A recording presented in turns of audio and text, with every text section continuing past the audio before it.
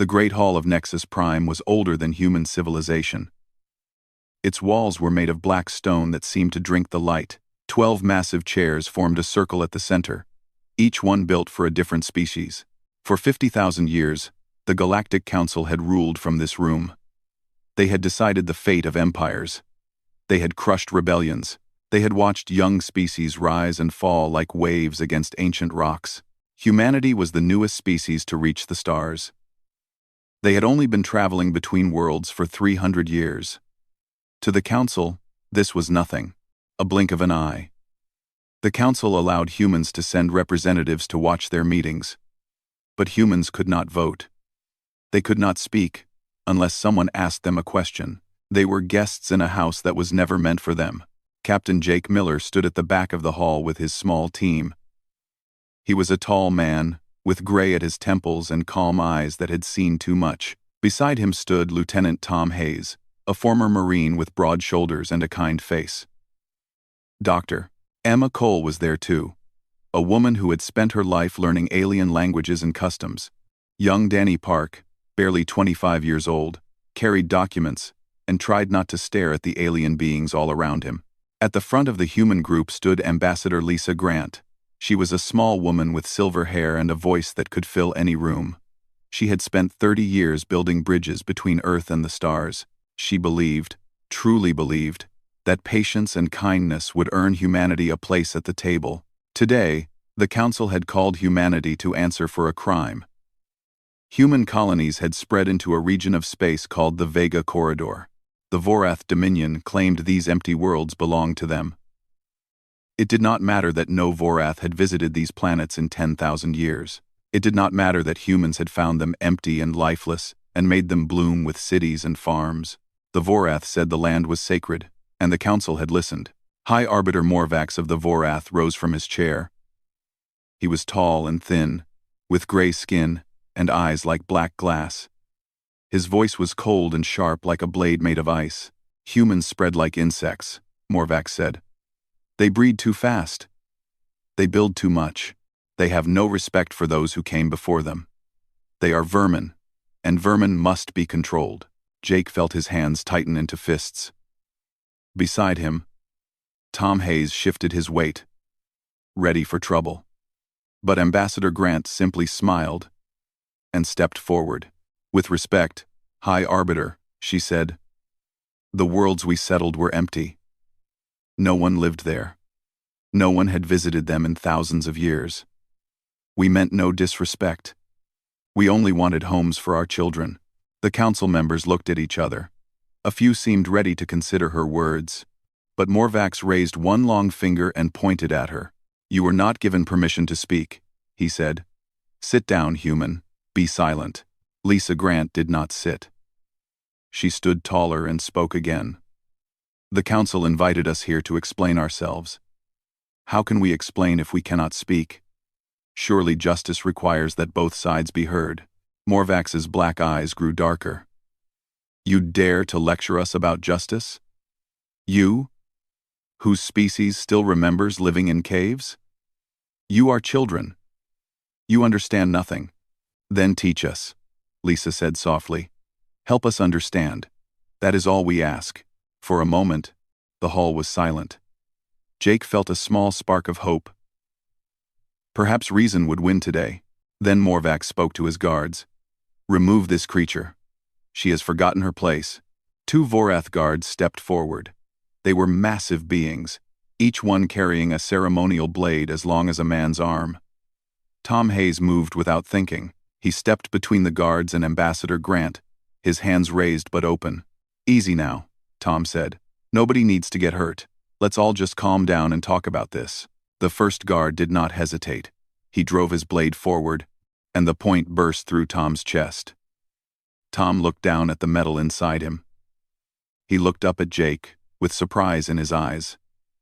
Then he fell. Emma Cole screamed and ran to him. Danny Park was right behind her.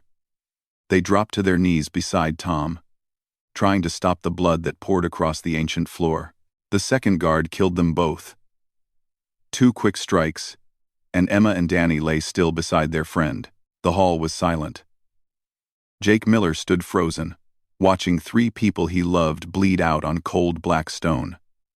Ambassador Grant had fallen to her knees, her hands covered in Tom's blood, her voice gone. Not one council member moved to help. Not one spoke against what had happened. Morvax looked down at the bodies, the way a man might look at dead insects.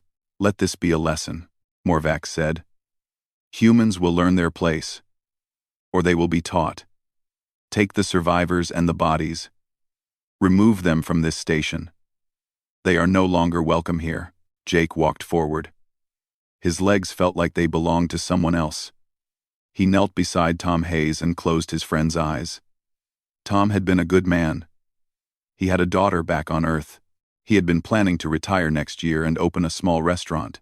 Guards surrounded Jake, but he did not fight them. He lifted Tom's body in his arms. Other humans came forward to carry Emma and Danny. Ambassador Grant walked beside them, silent tears running down her face. At the door, Jake stopped. He turned and looked at Morvax. He looked at every council member, one by one, memorizing their faces. "You will remember this day," Jake said. His voice was quiet, but it carried through the entire hall. "Every species in this room will remember this day. I promise you that." Morvax laughed.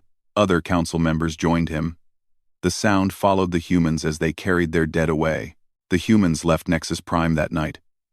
Their ship was silent. No one spoke. No one cried. Something had changed in all of them. Something soft had turned to stone.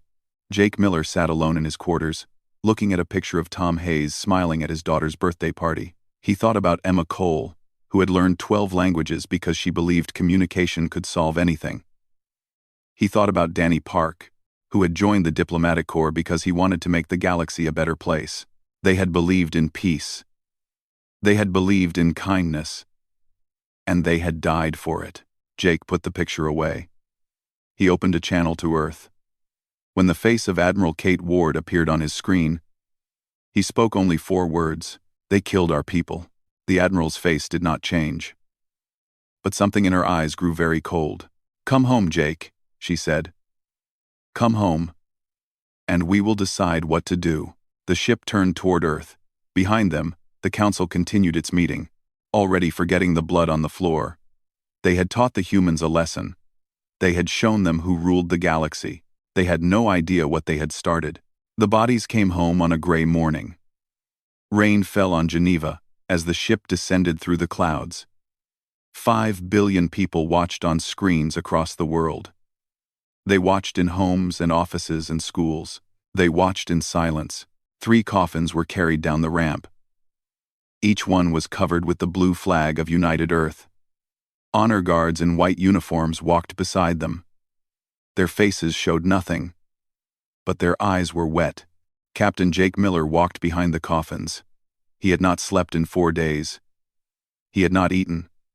He had simply sat in his quarters and stared at the wall, playing the moment over and over in his mind. The blade going into Tom's chest, Emma falling, Danny's young face going still. At the bottom of the ramp, families waited. Tom Hayes' daughter, a girl of 16 named Lily, stood with her grandmother. When she saw her father's coffin, she did not scream. She did not cry. She simply closed her eyes, and something in her face became very old. The council sent a message that same day. It arrived at the United Nations building and was read aloud to the leaders of Earth. The deaths were regrettable but necessary. Human representatives showed disrespect to the High Arbiter. The Council requires humanity to submit all territorial claims within 30 cycles.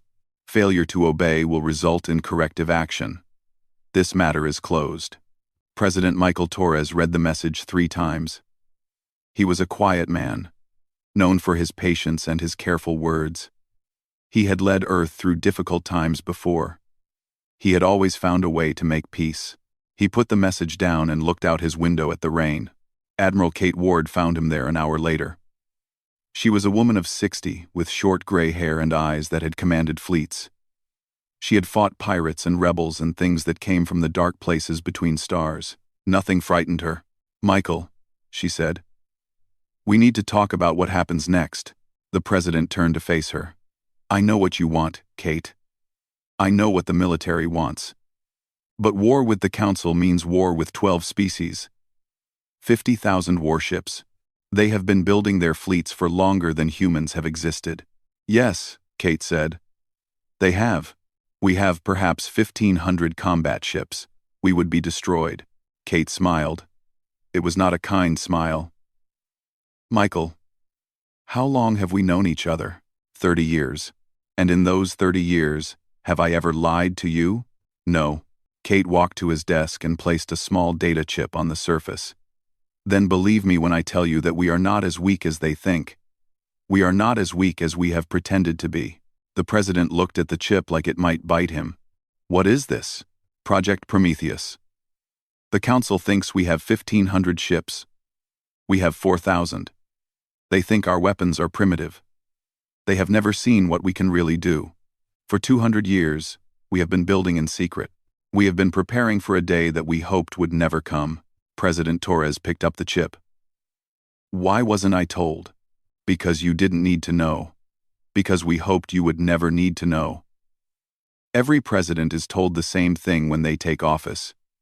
Humanity has a final option. We pray we never use it. The president was silent for a long time. Finally, he spoke. Call the cabinet. Call the generals. I want to see everything. That night, in a bunker deep beneath the Swiss mountains, President Torres learned what humanity had been hiding from the galaxy. Dr. Ben Shaw was a thin man with wild gray hair and fingers stained with chemicals. He had spent his life building things that could end worlds. He showed the president weapons that should not exist, missiles that moved faster than light, striking before any sensor could see them coming, shields that learned from enemy weapons and became immune to them within seconds, swarms of small drones that could tear a battleship apart from the inside, and at the end, the thing called the Prometheus Array, a machine that could reach across space and crush a star until it collapsed into a black hole. We never wanted to build these things, Dr. Shaw said. But we knew that someday, someone might push us too far. We wanted to be ready. General Rick Stone stood in the corner, watching. He was a large man with a scarred face and hands like hammers. He had commanded Marines for 20 years. He had buried too many young soldiers. My people are ready, he said. They have been ready for a long time. Just give us the word. President Torres looked at the weapons, at the plans, at the faces of the men and women who had built humanity's secret strength. He thought about Tom Hayes and Emma Cole and Danny Park. He thought about the laughter of the Council as his people carried their dead away. The next morning, he addressed the United Nations. Every nation on Earth watched. Every colony in space watched. The aliens who had eyes and ears on Earth watched too, and they sent reports to the Council about what the human leader would say. President Torres stood at the podium and spoke in a voice that was quiet and calm and absolutely terrifying. For 300 years, we reached for the stars with open hands. We asked only for friendship. We were patient. We were kind. We thought that was strength. He paused. Today we learned the galaxy sees kindness as weakness. They murdered our people on the floor of their great hall and laughed while they did it. They have made a mistake. Another pause. Longer this time. To the Galactic Council, I say this. You have woken something you do not understand. You have 30 days to surrender the ones who killed our people.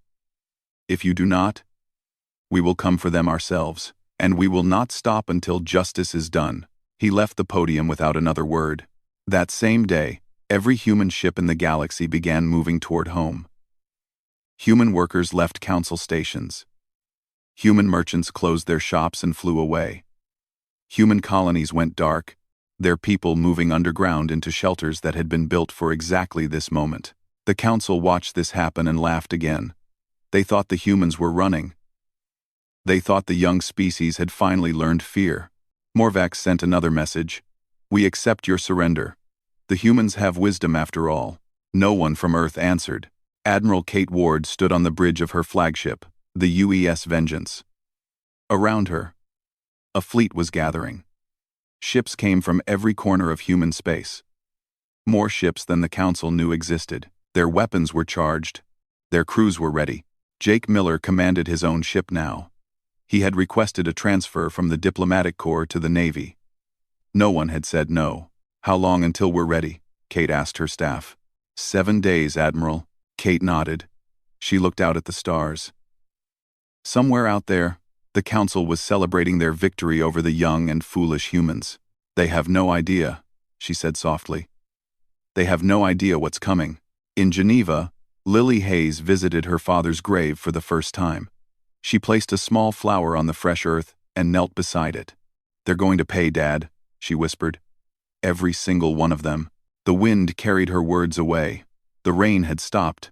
For the first time in days, the sun was breaking through the clouds. Earth was waking up, and the galaxy would soon learn why humanity had been the only species on their planet to survive.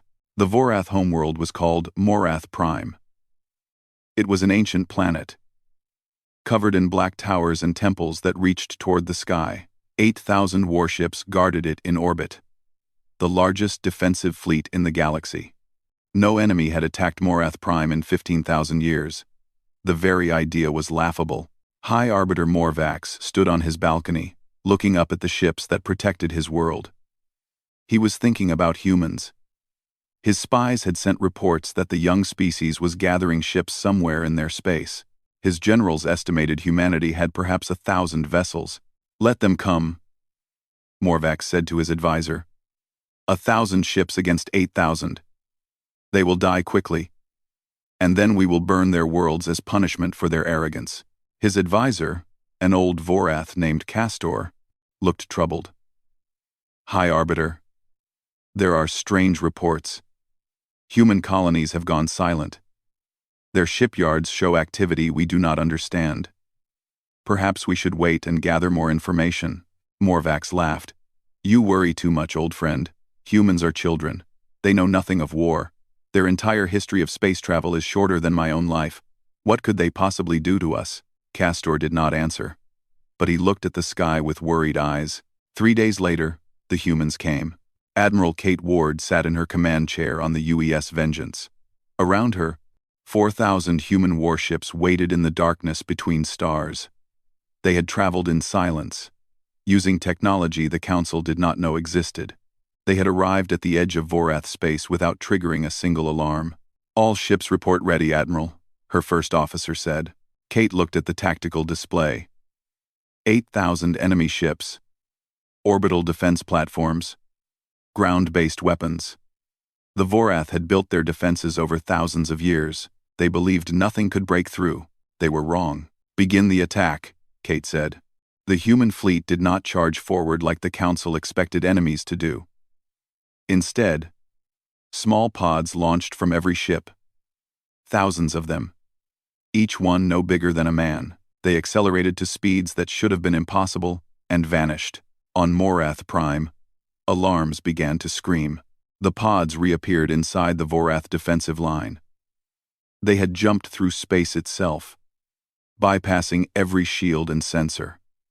They were moving too fast to track, too small to hit. They struck the orbital defense platforms first. Castor watched from the command center as his defense grid died.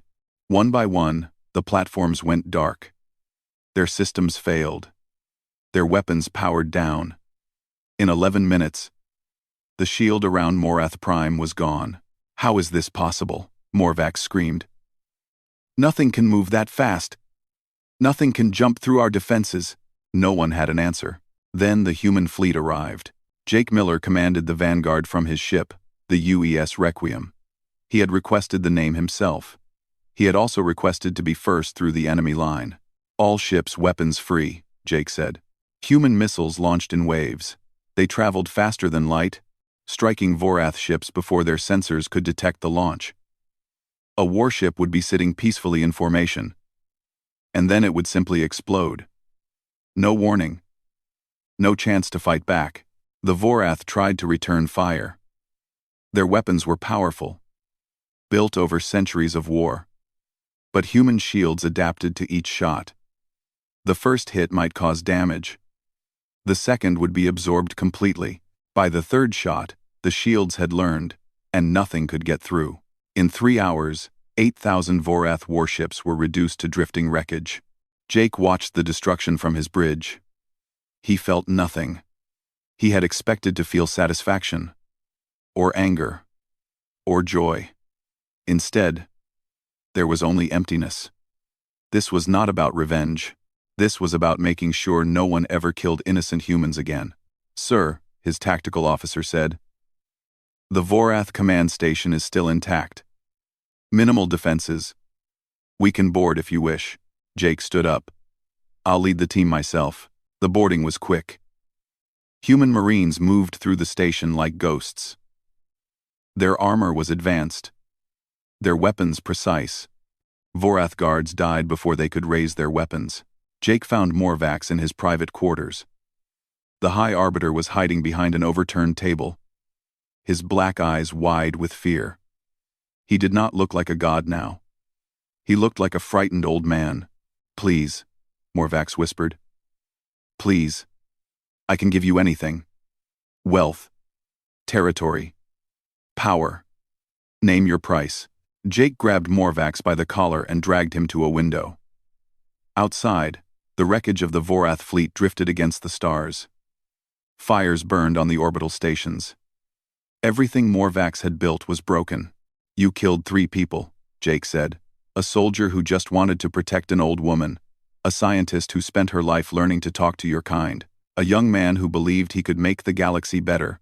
They had names: Tom Hayes, Emma Cole, Danny Park." "Say their names." Morvax trembled. "Tom Hayes, Emma Cole, Danny Park. They came in peace. They asked only for respect. And you murdered them like they were nothing. You laughed while their blood dried on your floor." Jake let go of Morvax. The High Arbiter fell to the ground. "I'm not going to kill you," Jake said. "That would be too easy. Instead, you're going to watch. You're going to see every symbol of Vorath military power destroyed. You're going to see your war machine broken into pieces. And then you're going to Earth to answer for what you did." Morvax began to cry. Jake felt nothing. Admiral Kate Ward sent a message to every species in the Council. Her face was calm. Her voice was steady. Humanity did not want this war. We wanted peace. We wanted friendship. We wanted to be partners in building a better galaxy. You answered our kindness with murder. You laughed at our grief. You called us vermin and children. She paused. "Now you see what the children can do. This is your only warning. Any species that remains neutral will not be harmed. Any species that joins the Vorath will share their fate. We are coming for everyone who shed human blood. We are coming for everyone who laughed while our people died. You cannot stop us. You can only choose whether to stand aside or be destroyed." The message ended. Across the galaxy, Council species watched in horror. The Vorath, the mightiest military power in known space, had fallen in a single day.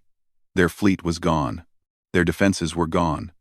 Their leader was a prisoner. Some species began preparing for war. They believed that if they joined together, they could still defeat the humans. Others looked at the wreckage of Vorath Prime and began writing surrender documents. The humans had shown the galaxy something new. They had shown that size did not matter. Numbers did not matter. Ancient history did not matter. What mattered was what you were willing to do to protect your own. On the UES Requiem, Jake Miller sat alone in his quarters. He looked at the same picture of Tom Hayes he had carried since Nexus Prime. Tom was smiling, his arm around his daughter. "I told you they would remember," Jake said to the picture. Outside his window, the stars were waiting. There was more work to do, more justice to deliver, more enemies to break. Jake put the picture away and returned to the bridge. The war had only just begun. The war spread across the galaxy like fire through dry grass. Species that had laughed at humanity now watched their fleets burn. Species that had called humans vermin now begged for mercy. General Rick Stone led the ground forces. His Marines landed on 12 worlds in the first month. They were not gentle, but they were not cruel. They followed a simple rule: military targets only, weapons factories, command centers, shipyards. Anything that could be used to hurt humans was destroyed. But schools were left standing, hospitals were protected, homes were not touched.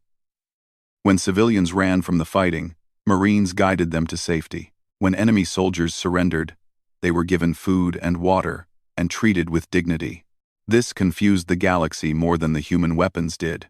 On a world called Therex 4, General Stone stood in the ruins of a military base. His soldiers had taken it in 6 hours. Around him, enemy prisoners sat in neat rows, waiting to learn their fate. A young Therex officer approached him. The alien was barely grown, with bright blue skin and eyes full of fear. "Why don't you kill us?" the officer asked. "We would have killed you." Stone looked at him for a long moment. "Yes, you would have. But we're not you. We didn't come here to murder prisoners. We came here to stop a war. But the stories say humans are monsters. They say you destroy everything in your path." "The stories are wrong," Stone said. "We destroy threats. You surrendered. You're not a threat anymore. Now you're just a scared kid who got caught up in something bigger than himself." The young officer stared at Stone like he was seeing something impossible. Maybe he was. News of human mercy spread almost as fast as news of human victories. Captured soldiers were returned to their families. Occupied cities received food and medicine. Human engineers helped rebuild power systems that their own weapons had destroyed. The Council could not understand this. In their history, victory meant slavery and pain. Defeat meant death. The idea that a conqueror would help the conquered was beyond anything they had experienced. Some species began to wonder if they had misjudged humanity. Some began to wonder if the Council had been wrong all along.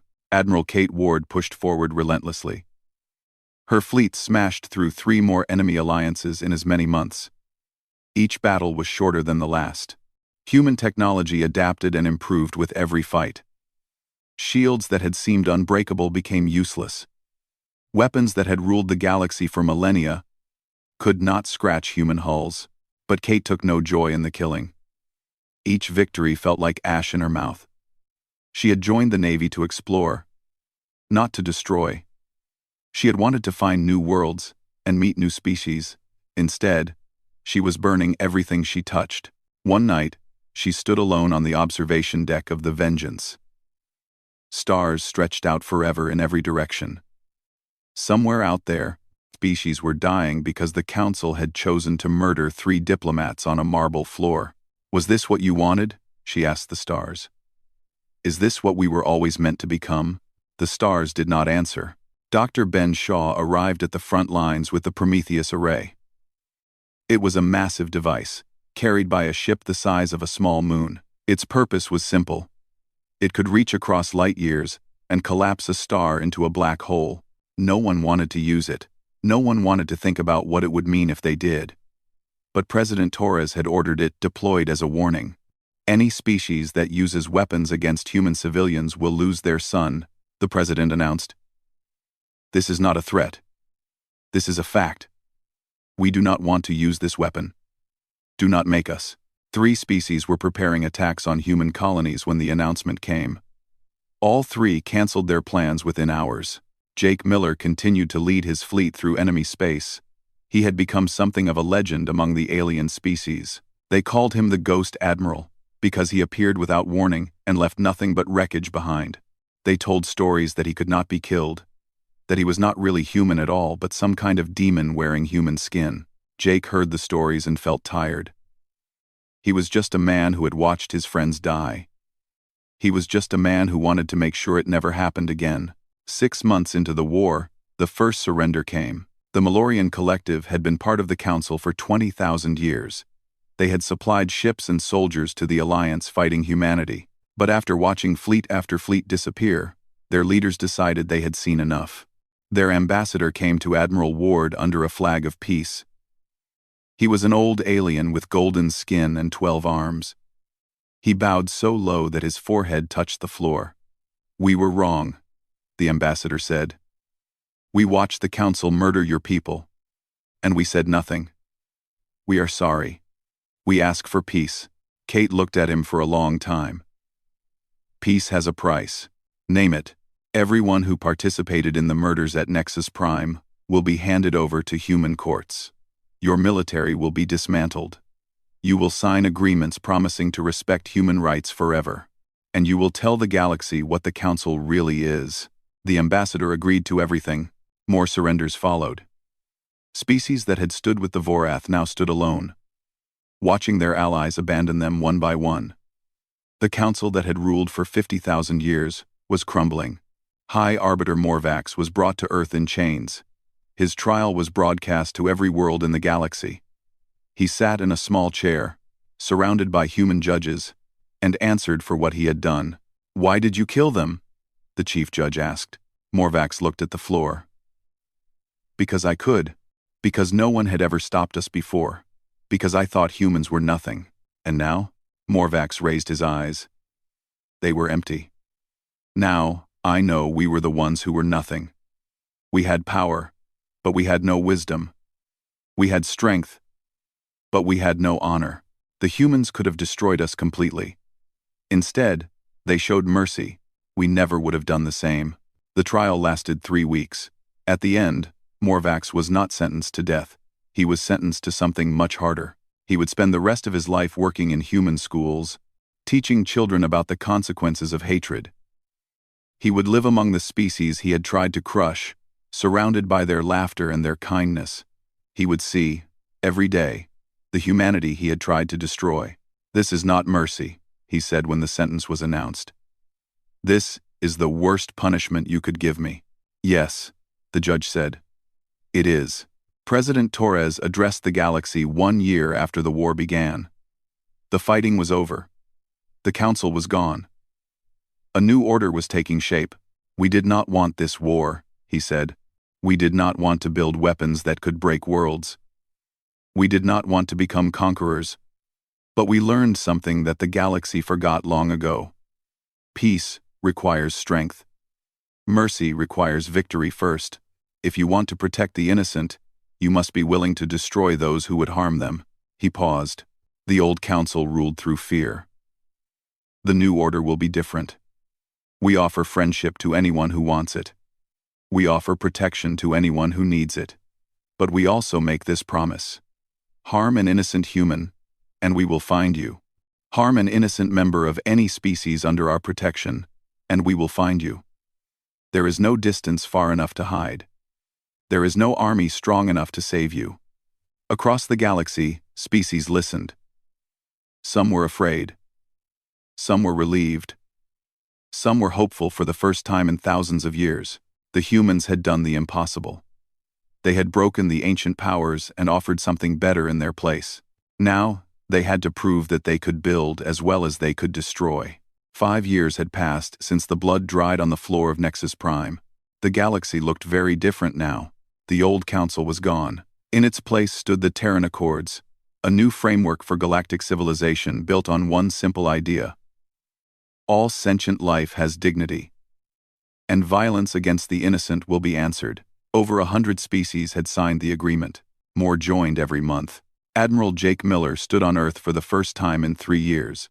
He had spent those years patrolling the borders of human space, making sure the peace held. His hair was fully gray now. His eyes carried the weight of everything he had seen and done. Today was the anniversary of the murders. Every year on this day, people gathered at the memorial in Geneva to remember. Jake walked slowly through the garden that surrounded the monument. Flowers from 100 worlds grew here.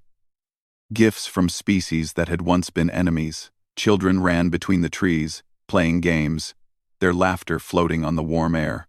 He stopped in front of the 3 granite pillars at the center of the garden. Each one carried a name and a face carved in stone. Tom Hayes. His smile seemed almost alive in the gray rock. Below his name, the words, "He stood between evil and the innocent." Emma Cole. Her kind eyes looked out at the visitors. Her words read, "She believed understanding could bridge any gap." Danny Park. So young, his face still round with youth. His inscription said, "He dreamed of a better galaxy." Jake placed 3 white roses at the base of the pillars. He stood in silence for a long moment. "We did it," he said quietly. "We made them pay. We built something better. I hope you can see it, wherever you are." A hand touched his shoulder. He turned to find Admiral Kate Ward standing beside him. She had retired 2 years ago, but she came to the memorial every year without fail. "They would be proud of you," Kate said. Jake shook his head. "I'm not sure. Tom would probably tell me I worked too hard. Emma would ask if we tried hard enough to understand our enemies. Danny would want to know if the children of the galaxy have better lives now. And what would you tell them?" Jake looked at the children playing in the garden. A human girl was chasing a young Malorian with golden skin. They were laughing together. "I would tell them yes," Jake said. "It's not perfect. It never will be, but it's better. That has to count for something." Kate smiled. It was the first real smile Jake had seen from her in years. "It counts for everything." Quote, President Michael Torres arrived at the memorial with a small group of officials. He was older now, his hair white, his steps slower. But his eyes were still sharp, and his voice still carried power. He gave a short speech to the crowd that had gathered. He talked about sacrifice and loss.